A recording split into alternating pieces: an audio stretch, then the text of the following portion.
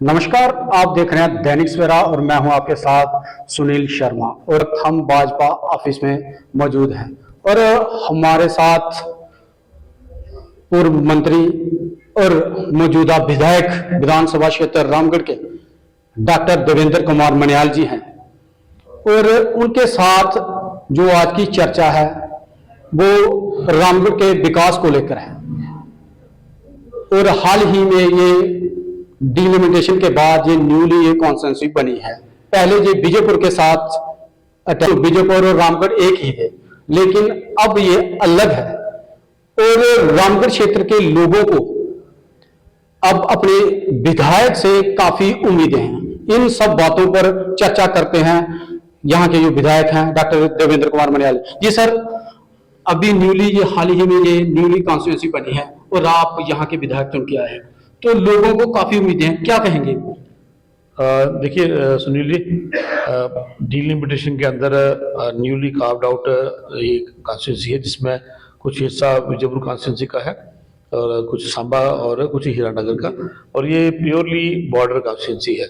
और बॉर्डर के मुद्दे हमेशा काफ़ी रहे हैं, पहले भी हुए हैं, लेकिन पिछली सरकारों ने कोई किसी भी मुद्दे को, किसी भी इशू को रिजॉल्व करने की कोशिश नहीं की।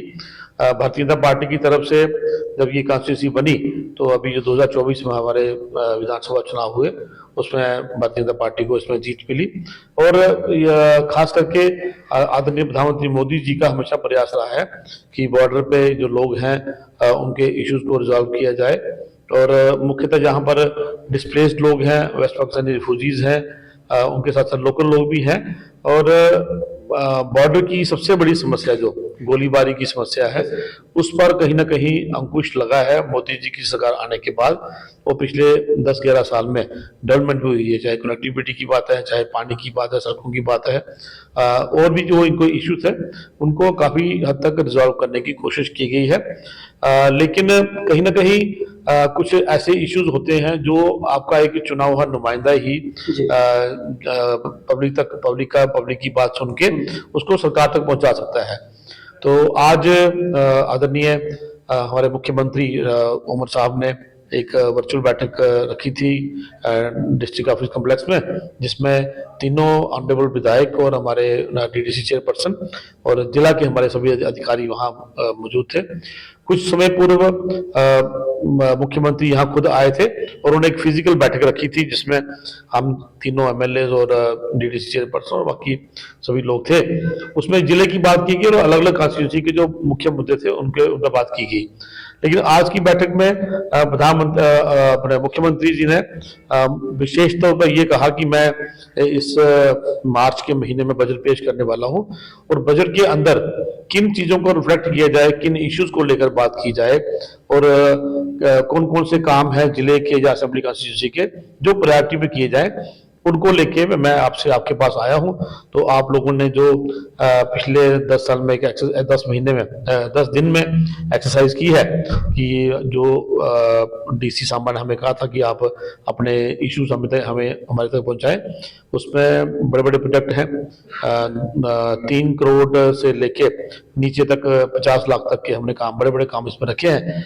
मिनी सेक्रेटरीट है, ITI है, अपने हायर सेकेंडरी स्कूल है उसको 0 से लेके 12 तक का स्कूल बनाना है। कुछ बड़ी बड़ी सड़कें हैं, कम्युनिटी हॉल्स हैं, युवाओं के लिए स्टेडियम है, स्पोर्ट्स के प्ले फील्ड है। इस तरह करके लगभग 32 करोड़ के प्रोजेक्ट्स जो हैं वो रामगढ़ असेंबली विधानसभा से हमने बना के प्रपोज किया है। उसके बाद जब बजट में वो पेश करेंगे तो जितना पैसा मिलेगा उस हिसाब से वो काम भी होंगे। लेकिन कहीं ना कहीं मुझे आदरणीय मुख्यमंत्री जी का ये कदम बड़ा सराहनीय लगा कि उन्होंने लोकल एमएलए से पूछा कि आपको आपकी कॉन्स्टिट्यूंसी में क्या चाहिए। तो ये एक अच्छी बात है। हमने बिजली के काम के लिए पैसे रखे, पानी के काम के लिए पैसे रखे, जो रूरल डेवलपमेंट है उसमें कुछ काम है उसके लिए पैसे रखे। और स्पोर्ट्स में मैं समझता हूँ आज का युवा जो है वो इधर उधर ना बढ़ के, आप भी देखते हैं समाज में बड़ी कुर्सियां हैं, उन कुर्सियों से वो बचे। उसके लिए लगभग तीनों हमारे जो ब्लॉक हैं, सांबा, रामगढ़ और राजपुरा में, हमने लगभग एक एक स्टेडियम और एक एक प्ले फील्ड रखा है।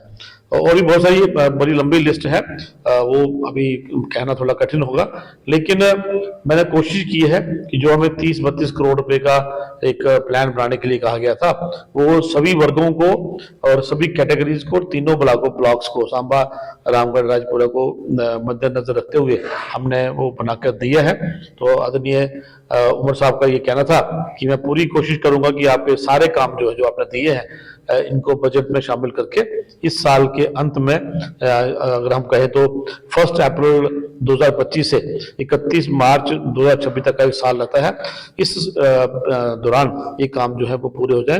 अगर वो डिमांड करते हैं सेंटर से, वो पूरा पैसा मिलता है, तो मुझे लगता है कहीं ना कहीं कई वर्षों से कुछ रुके हुए काम जो है रामगढ़ के, वो इस सेशन में हम कंप्लीट करने की कोशिश करेंगे। मैं मतलब कि आपकी बातों से ऐसा लग रहा है कि रामगढ़ अब विकास की ओर जाएगा। देखिए, जहां तक विकास की बात है, जैसे मैंने कहा पिछले 10 साल में अगर आप रोड कनेक्टिविटी की बात करें, अब तो क्योंकि आप भी जाते हैं, मैं भी जाता हूँ, यहाँ से जम्मू जाना है, यहाँ से कठुआ जाना है, विजयपुर जाना है, तो रोड कनेक्टिविटी बहुत ही बढ़िया है। आने वाले समय में और भी रोड बन रहे हैं, हमारे स्कूल अपग्रेड हुए हैं, हमारे स्कूलों का इंफ्रास्ट्रक्चर आया है, तो विकास हुआ है, डेवलपमेंट हुई है मोदी जी के टाइम में। बड़े बड़े काम भी हुए हैं। एम्स आज हमारे घर के पास बिल्कुल नया बन के तैयार हुआ है। लेकिन उसके बावजूद भी मैंने जैसे कहा आपको कि कुछ चीजें ऐसी होती हैं जो एक चुना हुआ नुमाइंदा ही सरकार तक पहुंचा सकता है, क्योंकि हर बंदे का सरकार तक जाना पॉसिबल नहीं होता, तो वो अपने चुने हुए नुमाइंदे से अपनी बात करता है। और कुछ चीजें ऐसी होती है कि जो हमारे हमें कुछ इनोवेटिव आइडियाज आज का ये यूथ है वो देता है कि आप इस तरह से काम करो। जब मैंने कुछ टीचर से बैठ के बात की, तो उनका कहना यह था कि अगर एक 0 से लेकर 12 तक का एक ही स्कूल आप यहाँ रामगढ़ में बनाए, तो क्योंकि यहाँ 3 स्कूल हैं, तीनों स्कूलों में लगभग 450-500 बच्चा पढ़ता है, और हायर सेकेंडरी जो हमारा सबसे बड़ा हायर सेकेंडरी है। तो जो प्राइवेट स्कूल हैं, जो हमें कहीं ना कहीं सप्लीमेंट करते हैं, क्योंकि मैं ये नहीं कहता प्राइवेट स्कूल ना हो, लेकिन वो सप्लीमेंट करते हैं। अगर प्राइवेट स्कूल ना हो तो शायद गवर्नमेंट इतना वो जो है वो नहीं उठा सकती, लेकिन उसी की तर्ज पर अगर प्राइवेट स्कूल में 0 से 12 तक के बच्चे पढ़ सकते हैं, तो सरकार ऐसा कदम क्यों नहीं उठाती कि 0 से लेकर 12 एक बच्चा नर्सरी में एडमिट हो और वो 12वीं करके एक ही स्कूल से निकले। तो वो एक मेरा प्रयास है अपनी तरफ से। मैंने आदरणीय मुख्यमंत्री जी से रिक्वेस्ट की थी कि आप मोहतरमा सकीना नायडू जी से वो बात करें, अगर वो हमें परमिशन देती है, तो मैंने उसके लिए लगभग 3 करोड़ रुपया जो है वो इस प्रोजेक्ट के लिए रखा हुआ है। अगर सर बात अभी एजुकेशन पे हो रही है, तो सर रामगढ़ में डिग्री कॉलेज आया था मगर अभी तक बना नहीं, क्या कारण रहा सर? देखिए, डिग्री कॉलेज जो है इस चुनाव से पहले की वो बात है। डिग्री कॉलेज सारे लगभग इकट्ठे ही सैंक्शन हुए थे, लेकिन जगह को लेके यहाँ कुछ दिक्कत रही। जो मैं मेरे एमएलए बनने के बाद जो मैंने जहाँ जगह देखी है, यहाँ पर जो रिक्वायर्ड लैंड जो है नहीं थी कहीं भी। पलोटा में देखी गई, वहाँ 30-32 कनाल है, एक नर्सरी है वो प्राइवेट लैंड है, उसमें डिस्प्यूट चल रहा है। 2 ही स्थान थे जो दोनों रिजेक्ट हो गए। उसके बाद राड़ी में जगह देखी है, लेकिन उसके लिए कुछ लोकल हमारे लोग जो है वो उसके लिए एग्री नहीं करते, क्योंकि राड़ी लगभग हाईवे के पास है।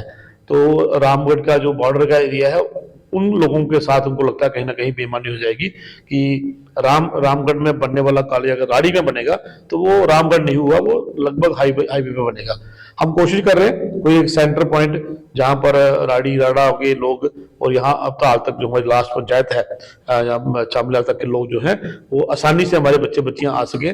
सारवा के पास एक जगह गवर्नमेंट ने आइडेंटिफाई की है, आने वाले समय में उसको जल्दी ही चिन्हित करके वो गवर्नमेंट लैंड को ट्रांसफर करके एजुकेशन डिपार्टमेंट को, मुझे उम्मीद है जो कंसर्न लोग हैं, जो हमारे पंच हैं, हमारे सीनियर लोग हैं, उनसे बात करके इस प्रोजेक्ट को इसी साल में हम थ्रू करके, मुझे उम्मीद है कि काम भी शुरू हो जाएगा और आने वाले 1.5-2 साल में डिग्री कॉलेज बनकर तैयार हो जाएगा। मतलब कि रामगढ़ को लोगों को जल्द ही खुशखबरी मिल सकती है। मेरी तरफ से पूरी कोशिश है, लेकिन आपके माध्यम से मेरा जो हमारे रामगढ़ के वासी हैं, मेरा उनसे भी निवेदन है कि वो भी थोड़ा कोऑपरेट करें, क्योंकि वहाँ कुछ छोटे छोटे इशू हैं। अब मैं ऑन कैमरा आपसे वो बात नहीं कर सकता, जो मुख्य हमारे सीनियर लोग हैं उनसे बैठ के हम बात करेंगे, कि हर एक वर्ग का ध्यान रखना पड़ेगा, किसी को नुकसान ना हो, किसी को उससे कोई फाइनेंशियल लॉस ना हो इस काम से। तो हम सबको साथ लेके चलेंगे, सबकी रजामंदी जहाँ होगी वहीं पर जल्दी ही हम डिग्री कॉलेज का काम जो वो शुरू करेंगे। ये थे हमारे साथ डॉक्टर देवेंद्र कुमार मनियाल जी, जिन्होंने रामगढ़ की विकास के लिए काफी मेहनत कर रहे हैं और करते रहे हैं। उनका कहना है कि जल्द ही रामगढ़ विकास की ओर बढ़ेगा।